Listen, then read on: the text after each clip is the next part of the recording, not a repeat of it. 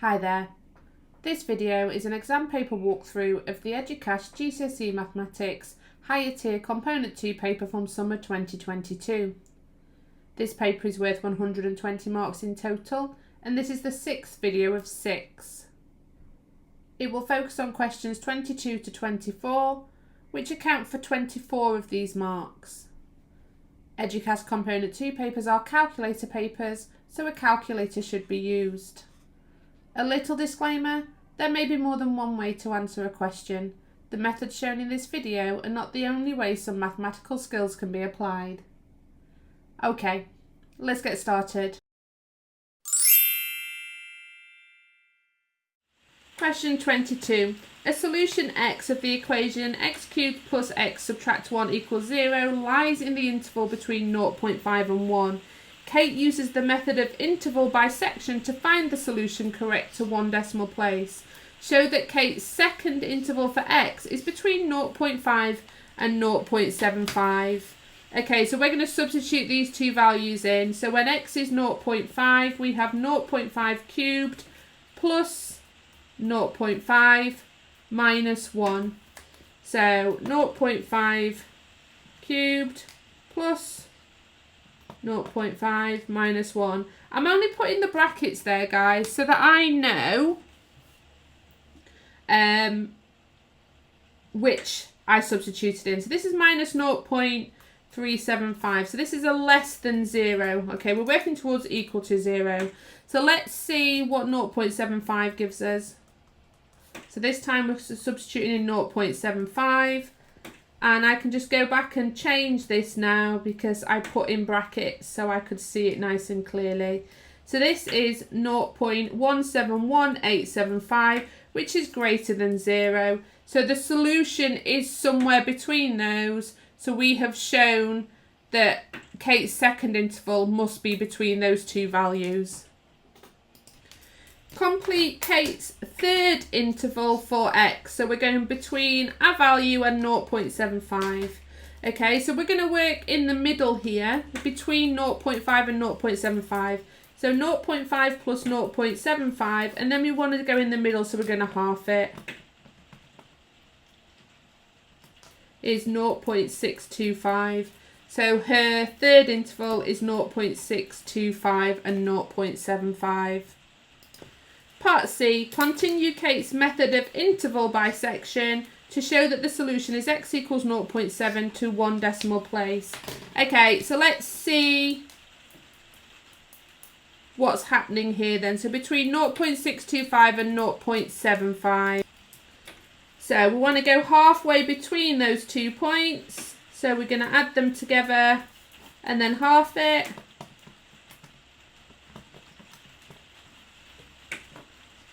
Which is 0.6875. So let's find that value of 0.6875.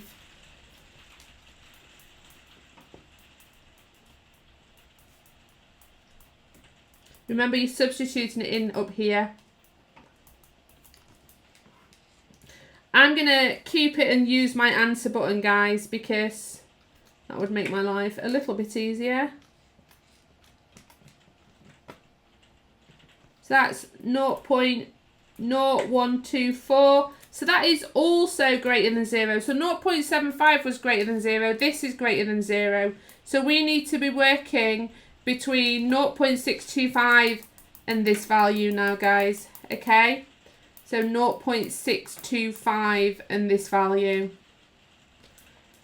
So 0.625 plus 0.6875 equals, divided by 2 equals, so we're going to put in 0.65625.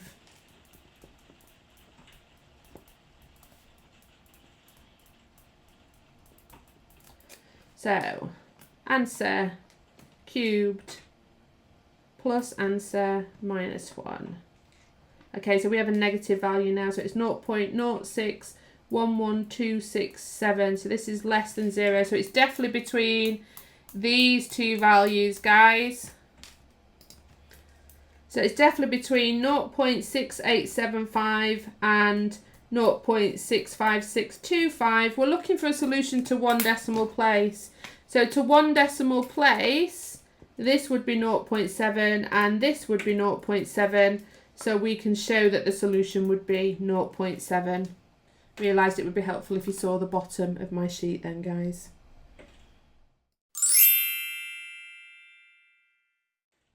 Question 23. Deborah buys a total of 4 kilograms of flour and butter at a market. She pays £7 for her flour and £9 for her butter. She buys X kilograms of flour. Complete the table. Okay, so the table tells us that it was £7 for X kilograms of flour. So the cost per kilogram is the total cost divided by how many kilograms of flour bought. Total cost for butter was £9. And she bought 4 minus X kilograms, so the total cost per kilogram would be 9 divided by 4 minus X. Part B, the cost per kilogram of butter is £5 more than the cost per kilogram of flour. Use this information and in the table in part A to show that 5x squared subtract 4x subtract 28 is equal to 0. Okay, so the cost per kilogram of butter is £5 more than that of flour. Okay, so the cost per kilogram of butter is 9 over 4 subtract x, and that's equal to £5 more than the cost per kilogram of flour. So the per kilogram of flour is 7 over x plus 5 more. Okay, now we are going to solve this equation and hopefully get it to look something like this. The first thing I'm going to do is multiply both sides by 4 minus x to eliminate this fraction on the bottom here. When I do that on the left hand side, it just leaves the numerator, but I have to times the numerator of this fraction, and then I also have to times the 5 by 4 minus x as well. Okay, so it's eliminated the fraction, but I had to times everything on the right hand side. I'm now going to do the same here and multiply by x to eliminate this fraction. So 9 times x is 9x. Multiplying by x eliminates the fraction and leaves me with 7 multiplied by 4 minus x, but I have to times this by x, so that becomes 5x times 4 minus x. Now let's do some manipulating and simplifying. So 9x equals, let's expand these brackets. So 7 times 4 is 28. 7 times minus x is minus 7x. 5x times 4 is positive 20x. 5x times minus x is minus 5x squared. So we have 9x is equal to 28. We can collect like terms in the middle here.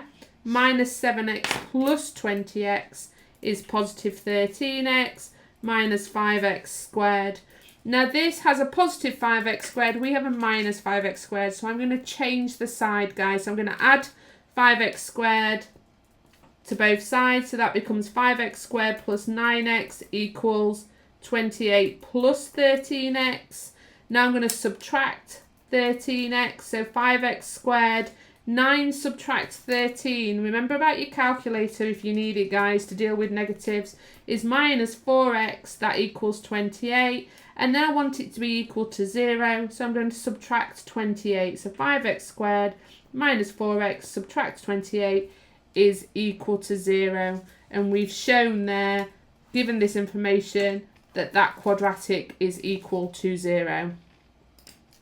Okay, part C, use an algebraic method to find the cost of a kilogram of her flour. Show all of your working out. Okay, so if we go back to that original table, the cost per kilogram of flour is 7 over x. So we want to evaluate that expression, but we don't know what x is. However, we did form a wonderful quadratic equation here, look. So I'm going to copy this down. 5x squared subtract 4x subtract 28 is equal to 0. If I solve that quadratic equation for x, I can then substitute my x value into 7 over x and find the cost of a kilogram of flour. So what I'm going to do now, guys, is I'm going to attempt to factorise. So I'm going to factorise into 2 brackets. I know I need 2 brackets because I have an x squared term and a constant term. Those 2 things require me to have x terms that multiply together and constant number terms. This is 5x squared. 5 is a prime number, so the only way that I would make 5x squared is if I have 5x multiplied by x. So that helps me out a little bit, but I also need to have two numbers that multiply to give me negative 28. So factor pairs of 28, 1 and 28, 2 and 14, 28 divided by 4, that's the one, 4 and 7, and I think that's it. I'm aiming for them to add to minus 1, multiply to give me negative 28. So multiplying to give me a negative means one needs to be positive, one needs to be negative, but I have to remember that whichever one I put here would get multiplied by 5.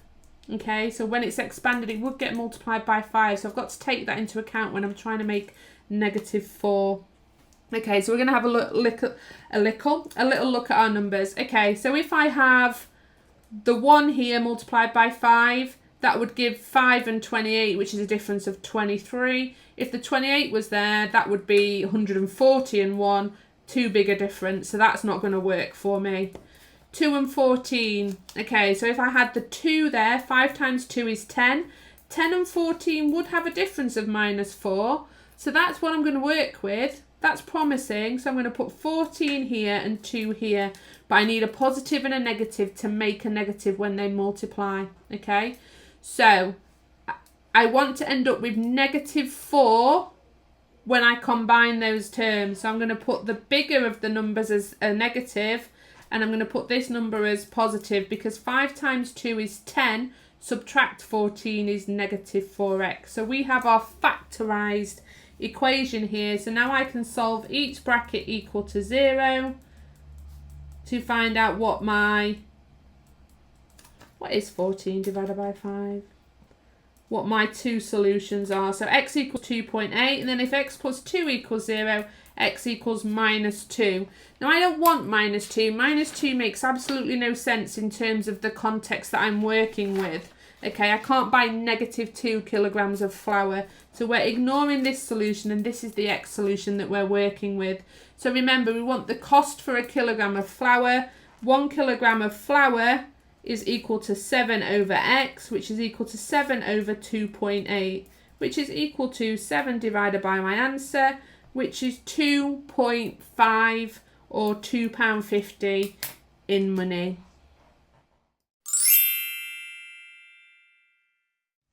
Question 24. So we've got a diagram of two triangles joined together. It's not drawn to scale, so we can't measure anything directly from it. So it tells us angle ABC is acute. So ABC, this angle here, is acute. The area of triangle ABC is 45. So the area of the triangle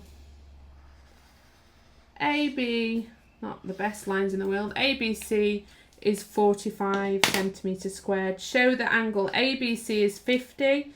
ABC, so this angle here, so we're showing that this angle is 50, correct to the nearest inch there. And then we're calculating angle ADC. So ADC, so this is the ultimate answer that we're aiming for here, angle ADC. But we're going to have to work our way to it, guys, because we don't have all the information we need straight away. Okay, so let's start by showing that angle ABC is 50 degrees. So we're working with the area of this triangle, and it's not a right angle triangle or one where I can easily spot the base and the perpendicular height to calculate the area. So we're going to have to use the trigonometric formula for the area, which is half AB sin C. So A and B are the sides that enclose the angle that we're dealing with. Okay, so we're interested in B. So we're going to say that the area, which is 45, is equal to a half times A and B, doesn't matter which is which, times sin, but I'm going to label it B, guys, so we don't get confused as to which angle we're working with. Okay, so we're going to do some rearranging here to start off with. So I'm going to do 45 divided by all of this here, because all of this is multiplied by sin B, so I'm going to do the inverse, which is to do 45 divided by it. So 45 divided by, put it in brackets, 0.5 times 12.5 times 9.4, which is 36 over 47. So 36 over 47 is equal to sine B. We're interested in B, so we're going to do sine to the minus 1 of 36 over 47. So B is sine to the minus 1 of our answer, 49.99224609, which we can say is 50 to the nearest integer. So we've just shown that angle ABC is 50 to the nearest integer. Okay. Now what we're aiming to do is find angle ADC, but that belongs to this triangle, and the only information we know about this triangle are this angle and its opposite side. However, if we knew the opposite side to this angle that we're interested in, we could use the sine rule to calculate it. So we're going to start by using the cosine rule, and we're working with this pink triangle still to find AC. So AC squared is equal to A squared plus B squared. Remember, it doesn't matter which is A and B, it's just these two sides that enclose the angle that we're going to use. So 12.5 squared plus 9.4 squared minus 2 times A times B, and that's all times by cos of the angle. Well, we're working with cos 50. So let's simplify this a little. 12.5 squared plus 9.4 squared. So this part here is 244.61. 2 times 12.5 times 9.4 is minus 235 cos 50. Okay, this is AC squared. We want AC, so we're going to square root all of this. So 24461.235 cos 50. So let's see what that is. 244.61 subtract 235 cos 50, close that bracket. So AC is 9.672378804 centimetres. So AC is the side that we needed to now use the sine rule to work out our angle D. Okay, so sine rule tells us that if we're looking for angles, we flip it upside down. So sine of angle D over its opposite side, which is AC, which we've just worked out and I left in my calculator, so I'm going to leave that there for now, is equal to sine A, so sine 85 over its opposite side, which is 10.2. Okay, so sine D is equal to AC multiplied by sine 85 over 10.2. So to find that angle D, we do sine to the minus 1 of that. Remember that AC is that number that I've got in my calculator. So D is equal to sine to the minus 1 of my answer from before multiplied by sine 85 over 10.2, which is equal to 70.85016906. Doesn't tell me what to round it to, so I'm just going to leave that as my final answer.